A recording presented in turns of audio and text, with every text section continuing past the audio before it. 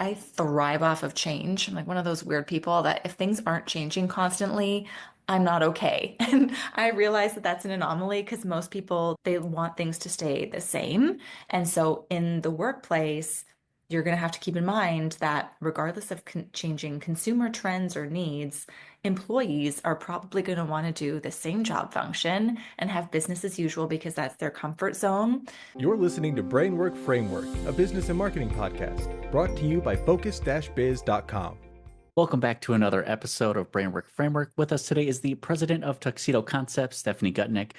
We're going to be talking all about business, marketing, and leadership. So excited to have her on. Stephanie, how are you doing today? I'm great. How are you? I'm doing wonderful. Thank you for asking. So excited to have you on. We always like to ask our guests, tell us about your journey. What were you doing before that kind of led you into what you're doing today? I've been fascinated with people's journeys as well. I read a lot of books about founders of companies and how they got to where they were. And it's very rare that it's this clear, direct path. People tend to have stories that jump from one unexpected position to another. And I really appreciate that about a career path as opposed to trying to control everything, which certainly I did when I was starting out. But I've had roles in public and private companies spanning different functions, everything from marketing to business development and strategy, and overseeing an entire team, which brings about all those different facets together. Product is another interest. So currently, when you become a jack of all trades, it kind of makes sense to start your own thing and see if that can fly. So I began Tuxedo Concepts and very much am able to help different companies globally with whatever challenge they might be facing, whether it's choosing a tech partner to fit a certain need, so helping with the evaluation process there and putting together the agreements, or if it's some marketing assistance and PR. I'm just having fun juggling some different opportunities right now. That is very exciting. So you're a jack of all trades, or maybe a Jackie of all trades. I don't know if that term fits loosely enough, but you're just bringing all this past experience to the table, starting your own thing. And it's true, many of us entrepreneurs, sometimes we don't see it coming or we ever expect to get into business, but suddenly here we are. Why not? Let's try it. So this is a new venture for you, but a lot of past experience that you're bringing to the table, just helping businesses. What does it take to be successful? What does a good business look like? It's a great question, especially as everybody is so focused on back to office and AI and Gen Z and expectations around all of these different elements. And what I would say is, I truly believe that at the end of the day, it comes down to hard work. We as humans, whether or not we're using different tools at our disposal, AI definitely should be something that's used when it's needed and in a productive way. But we need to feel good about what it is that we're doing, have some sort of passion that we bring to the job, and work hard. When it used to be once upon a time, as I was working my way up, and even now, I'm the first one to start and the last one to finish. That is an example of something where we need to be more flexible because when we're working across time zones and people with different needs, I think that's a little bit outdated. But the essence is, can I get things done and can I demonstrate productivity? And that's where my head is at in terms of what drives success. Absolutely. And it is an interesting viewpoint, just as the trends are changing and new generations are coming, new consumers, new workforce, businesses need to adapt and change. One thing you mentioned is AI, and a lot of people say it's something they've never heard of or they have, and some people think it's going to be the end of the workforce. Businesses are investing a lot of money to replace this cost, and the cost, I believe, is the workforce. Do you find that to be an accurate statement, or would you say that it's kind of more just a tool that we're going to learn to work with? It's funny, I often jokingly refer to myself as a Luddite because working in tech, I really don't appreciate tech that's built for tech's sake. I like tech that solves problems. So that can apply to everything from the Industrial Revolution through to now when we're talking about AI. Certain things are made redundant. Usually that brings about a whole new slew of jobs and opportunities. And it just requires people to be flexible and always approach problems with a curious mindset and be willing to learn, right? And when it comes to tech, I am one of the first people where When I got into the ad tech industry, I got so much wrong. I had never dealt with tech before. So the learning curve was very steep. And I always say, if I can understand everything that I do about programmatic pipes and data and all of this, then truly anybody can. Yeah, speaking of tools, it seems like businesses either have too many tools or they don't have enough or just not the right ones. Is there a foundational set of tools that you recommend for any business and ones that they should look out for? I always think that when you're at the Cheesecake Factory or something of the sort, the menu will give you analysis paralysis. And it's something that we have to be very careful of in the workforce because there's always going to be a new vendor, there's always going to be a new product. And this is the strategy side of me, but also just the pragma. What are our challenges? And what do we need to solve them? And that what needs to be kept in mind when evaluating partners and platforms to implement internally. Because even if a platform says it's like a super easy startup or integration, there's always going to be work. There's always going to be elements that need troubleshooting. So choose partners wisely, choose people that you're going to want to work with on a day-to-day basis, and then also choose tech that has a vision and is not going to be redundant, has the team there to be able to continue to build it out to your needs. And oftentimes, depending on the size of the company, it's very tempting in whatever industry you might be in to think that proprietary tech is going to be some sort of secret sauce.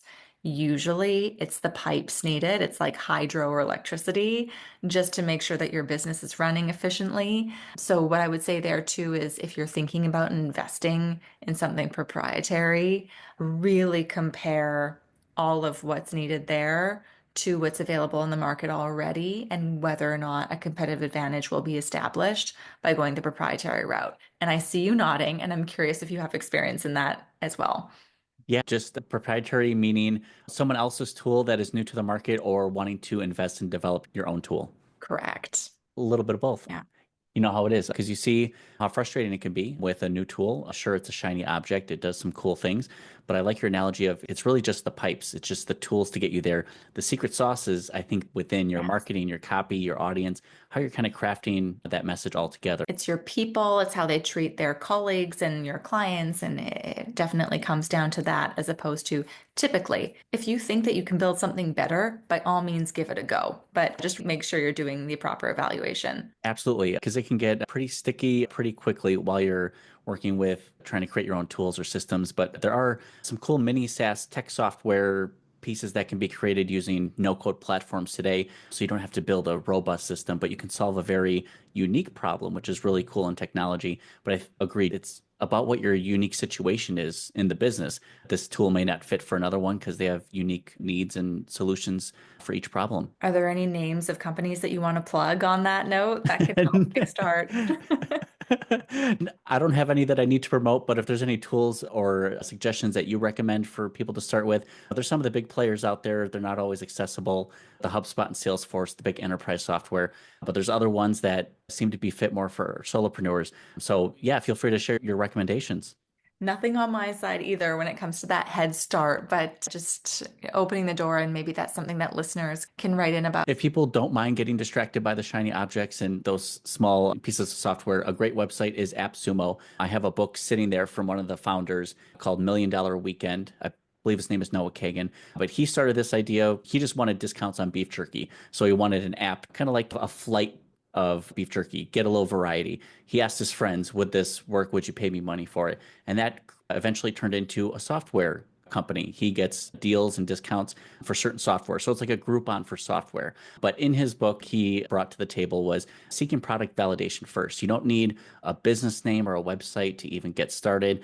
Go ask your potential audience, your friends and family, would you pay me money if I put the solution together? So I think that that's a great way if you're on a shoestring budget to be able to validate your product within a market before you even invest all this time building an app or trying to solve a problem that may not even have demand in the end. I could not agree more with that. Like choosing the name and building a brand is definitely the fun part. And I think that is why so many people start there, but that is not the guarantee of success from step one. Yes, absolutely. Is there a certain approach you like to take with either working with clients or just how you work with a business as a whole? Do you work with specific types of businesses as well, or are you just kind of keeping your mind open to a little bit of everything? Well, I have largely worked in ad tech, and with the projects that I'm looking at now, it spans other industries and types of companies, which is so great for anybody who's listening who thinks that they might have been pigeonholed into a certain industry or position. There are many skills that are transferable to other things. That's been a fun and rewarding experience as part of the whole consulting element.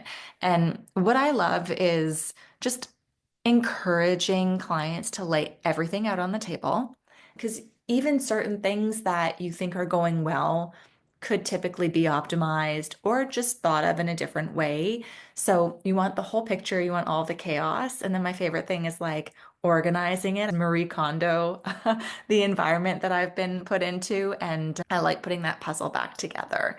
That's my thing. I really like that approach, and it is important for these businesses to lay it out all on the table. I kind of refer it to, hey, treat me like a lawyer. Tell me all the good and the bad, because we really need to see what we're working with here. And then, like you said, you put the puzzle pieces back together later. So that's really cool. But ad tech.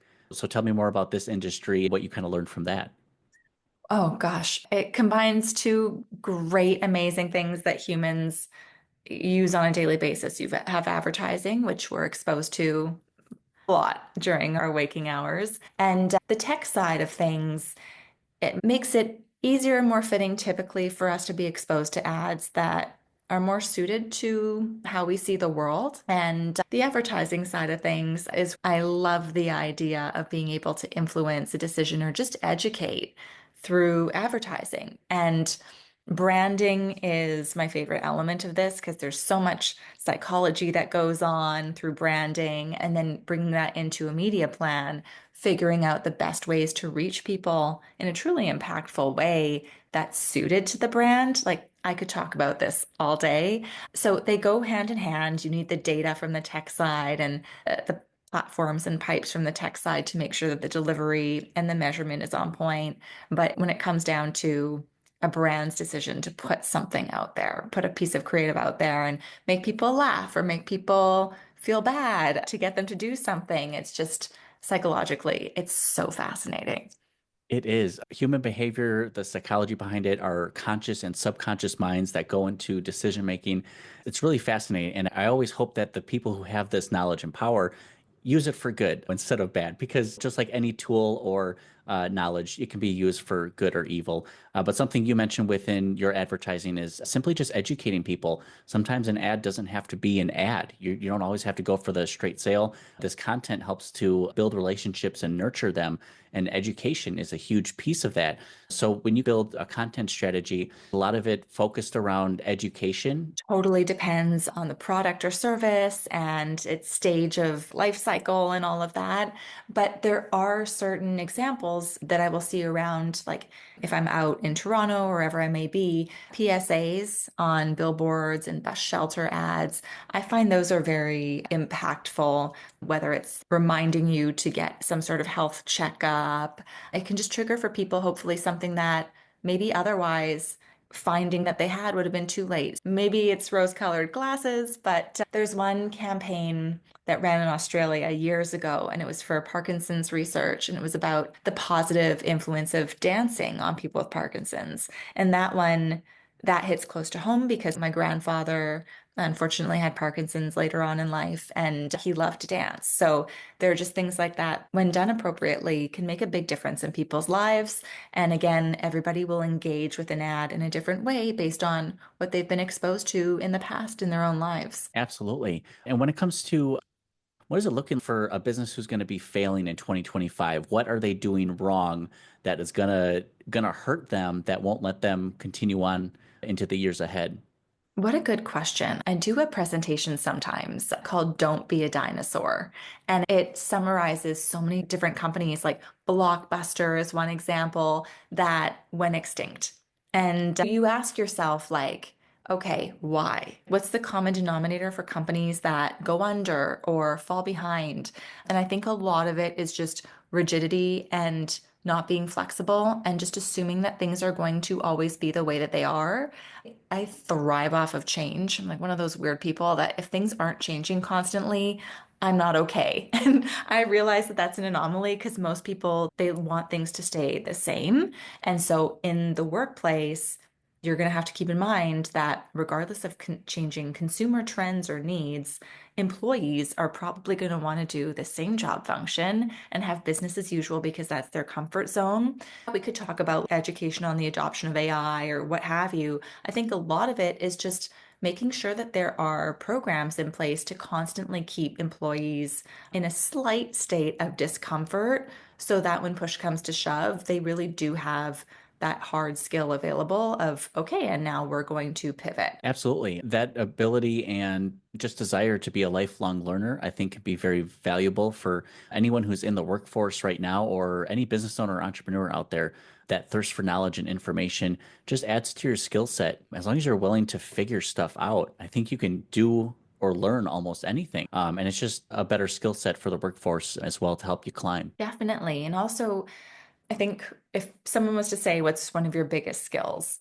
It's coming up with questions. So, Chris, you actually have like my dream job, which is asking people questions and then You need to just start a listening. podcast. Yeah, exactly. And listening to what they have to say. And you'll find that if you're running a company, encourage, regardless of what the employee does, if they have external clients, if they handle partnerships, if they're dealing internally, always set most of the time aside in a meeting to be asking questions because you're going to learn so much. And I do think that's how you stay ahead of competition is if you're consistently checking in with your clients and understanding what else is out there, what their challenges are. That's how you tweak a product. And going back to how we started, to avoid making something that nobody wants to buy, check in with them. What is a pain point that they are willing to pay for to make go away? One thing you mentioned is the power of asking questions. And a lot of the time when I'm asking people, what should businesses look for when trying to hire a consultant or someone to guide them through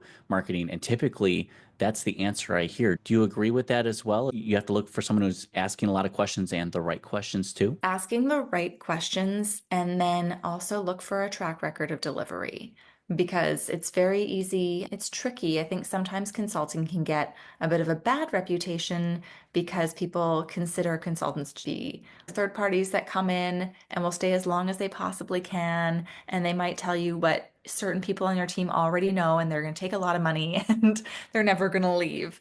And I think it can be helpful if it's project oriented and the initial scope is very much geared to one specific task, because that way you can really set a time frame and you can make sure that both parties are engaged in delivering the work that has been asked of.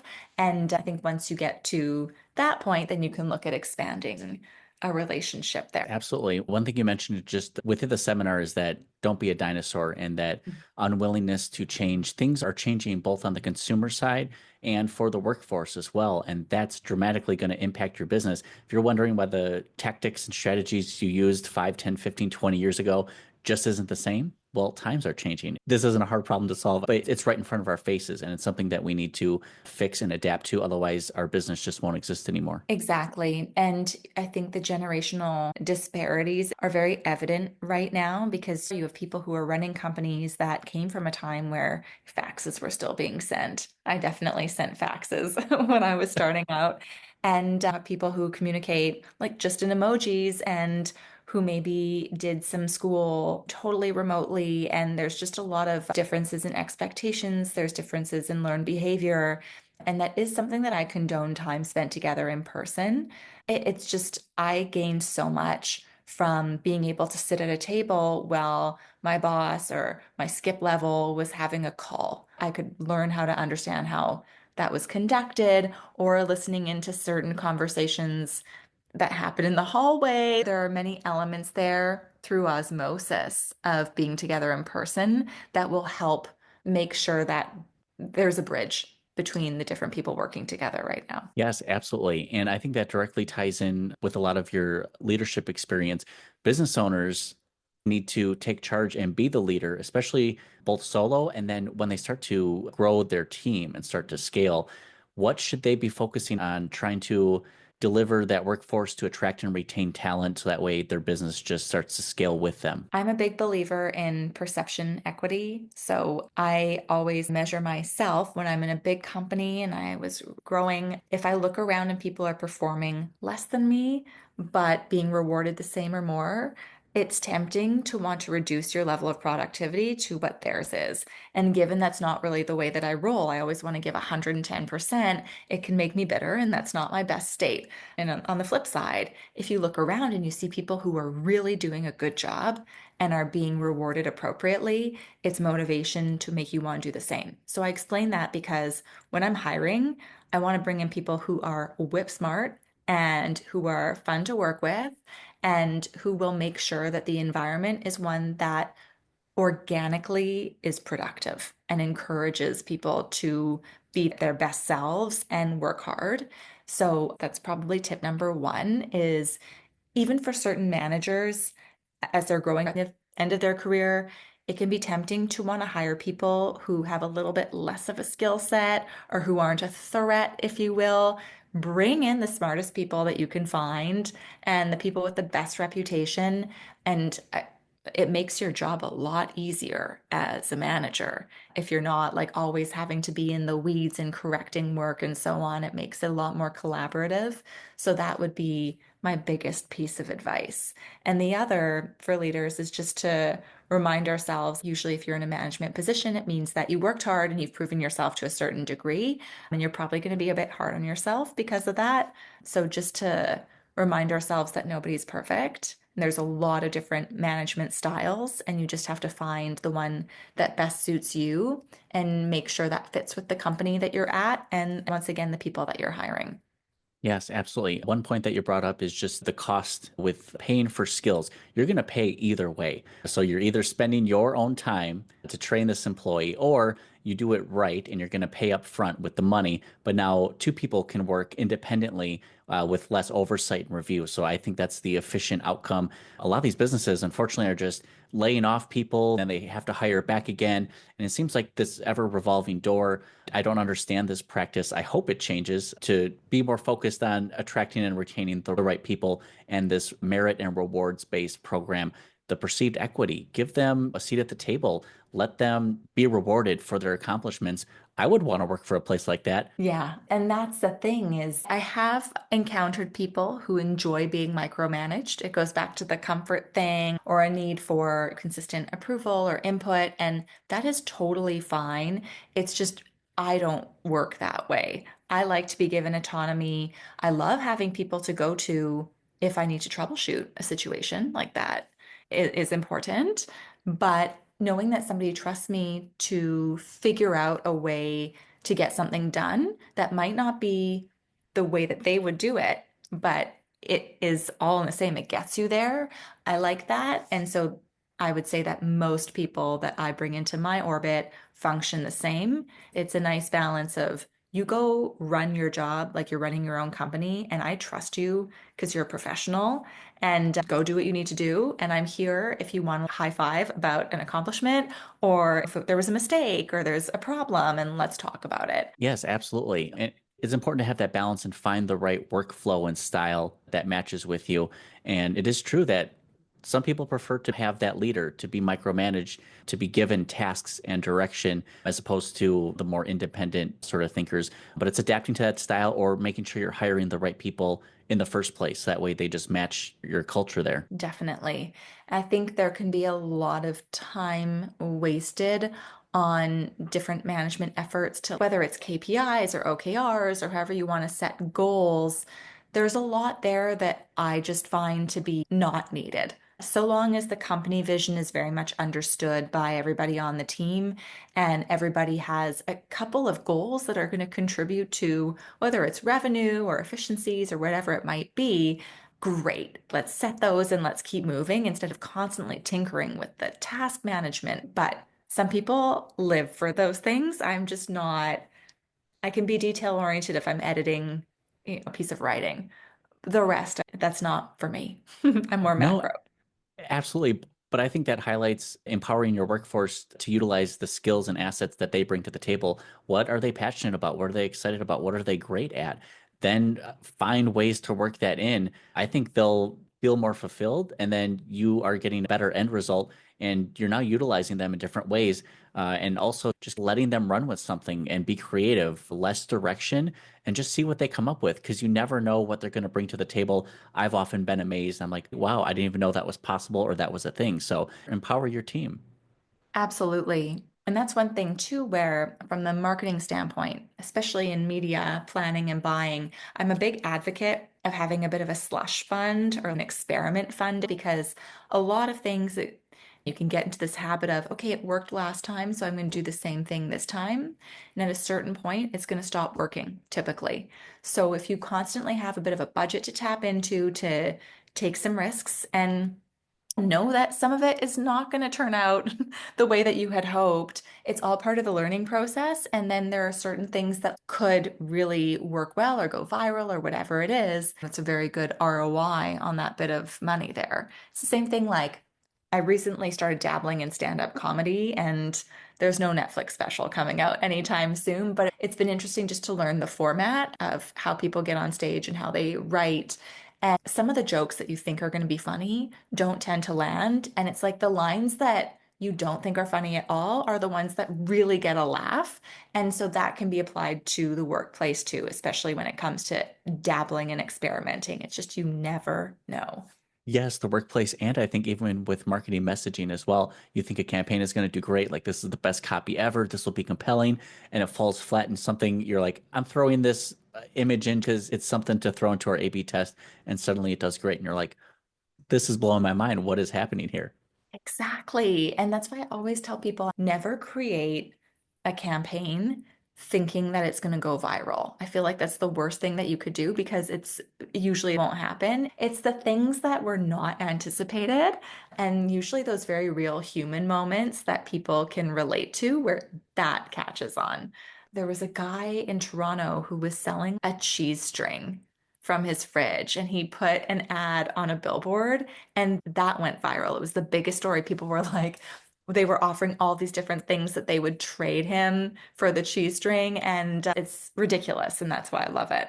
That is hilarious. Do you see a blending of comedy into marketing? How we can use some of the skills and assets from comedy into our marketing messaging? Because it seems like those are the types of content that do pretty well or people are engaging with. What can we learn from comedy and incorporate it into our marketing and business plan? You are so right. And obviously, there's always a time and a place depending on the brand and the topic and the subject matter and the audience and all of that.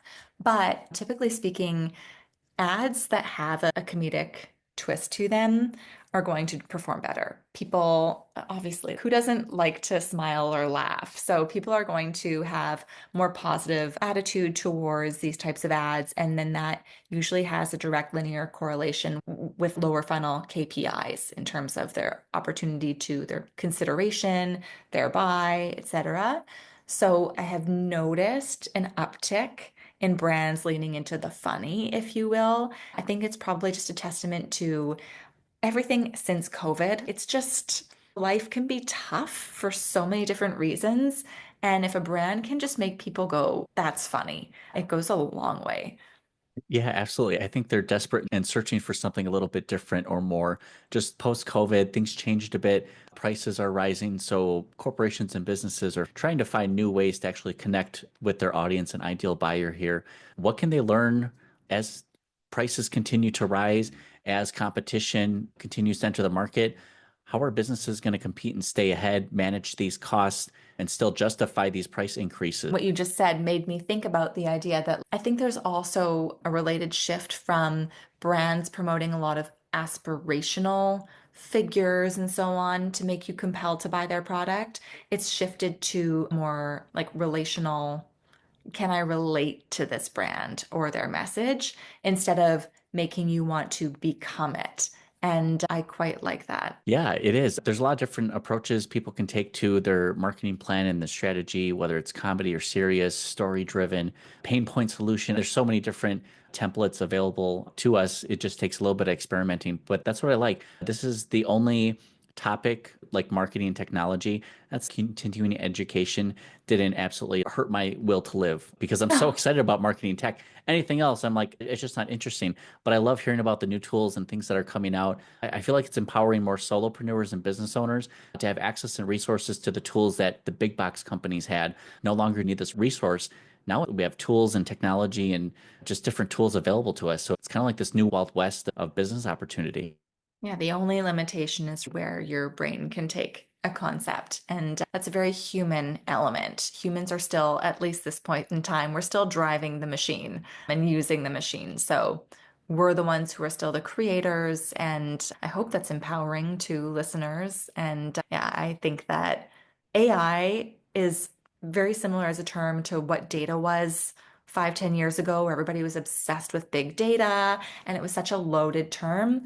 AI is also a very loaded term, and that's where it's unpack what your challenges are, what your goals are, and then evaluate how you want to get there. And then there are going to be AI enabled tools that can help you make it more efficient. But first, it's on you to figure out the steps that need to get done, right? It's not just like, I'm going to feed this into AI and it's going to do the rest for me. Right. You actually have to figure out what you want to do with it and how can I apply and create use cases for this that are actually practical for your business. And now, Stephanie, where can people find out more about you online and get connected with you?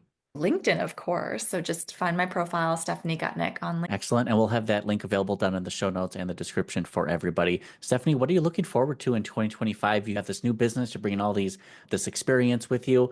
What are you looking forward to? Do you have any special plans? I think just a bit of levity, if you will. We've been talking a lot about humor being inserted into campaigns, and I've really enjoyed watching a bit of a shift from performance marketing to brand marketing and seeing where brands are taking their overall image and how they engage with people. And it seems like they're just starting to have a bit of fun with it. So if we could look at what 2025 brings, I'd like it to be a bit lighter and a bit more fun. And I'm just putting that out into the universe. That's very exciting. Now, something that's interesting to me is that when I think of the more corporate, stuffy brands, I almost feel like a suit and a tie, and then more relaxed, a bit more casual. And I feel like there's been this shift both with brands, but the changes with influencers and creators online. You don't have to have well-produced content to go viral or have something that connects with people. What do you think businesses can learn from that shift in creators, influencers, and less production value? I think it just goes back once again to being relatable. And in a world where the past little while we've been hyper exposed to filters and people projecting things into the space that narratives that aren't necessarily true. And I think there's this desire, I won't use the word authentic because that's been overplayed, but people want real and warts and all. So I think if you're running a company of 10,000 plus people, once again, as a leader, be real. And I had that at Yahoo, actually. The CEO at one point recommended that people just step outside and go for a little walk at one point in the day. And it's something as small as that where it's just a very real, this manager cares about our well-being, understands the importance of getting some fresh air and a little bit of sunshine and stepping away from the computer for a minute. And so it's little elements like that of that reality. It's not going to be perfect, but we're all here trying to do our best. Absolutely. I think just a little bit of sunshine in our lives can go a long way and change our performance overall. Now, Stephanie, if you could go back in time and give one piece of advice to yourself or any other entrepreneur, business owner, someone who's trying to get out there and do something, what is your one piece of advice for them? Just say chill out. That's the Chill out, first thing. man. Chill out. And that comes with the wisdom of having gone through certain situations and knowing that everything's going to be okay. But again, like entrepreneurs, people in early stages of their career, if they have that fire, everything is the biggest deal and you can't do anything fast enough. And there is an element where like it's going to get done and just chill out. So get some sleep or whatever it is. Some What great would you advice. We all say in just need to terms of chill out. yeah, in terms of some hindsight advice? That is some great advice. I think a lot of us need to just take a step back, take a deep breath, and just realize everything will work itself out. Things will be fine. There doesn't have to be the sense of urgency for everything. I think a lot of us get into business to have time and financial freedom. So remember that you don't have to work 68 hours a week. if you don't want to. Totally. And on the flip side is if you're working on a pitch or a certain project that does require you to put in extra hours, if you have some sort of balance the other times, it's like you're going into it super energized and excited about getting this thing done instead of feeling like your battery is very much empty. Yes, absolutely. We can definitely put in the hours when we're in that zone of genius and just so excited because we're working on something we're excited about or we're passionate about. That is that fire. And that's okay to absolutely put in those longer hours because you do need to find that balance. You utilize that when you have that power, when that creativity hits. Totally. Absolutely. Stephanie, we appreciate you coming on and sharing your wisdom, tips, and tricks with us. We appreciate it. So excited to watch your journey unfold as well. Thank you so much for your time. Thanks, Chris.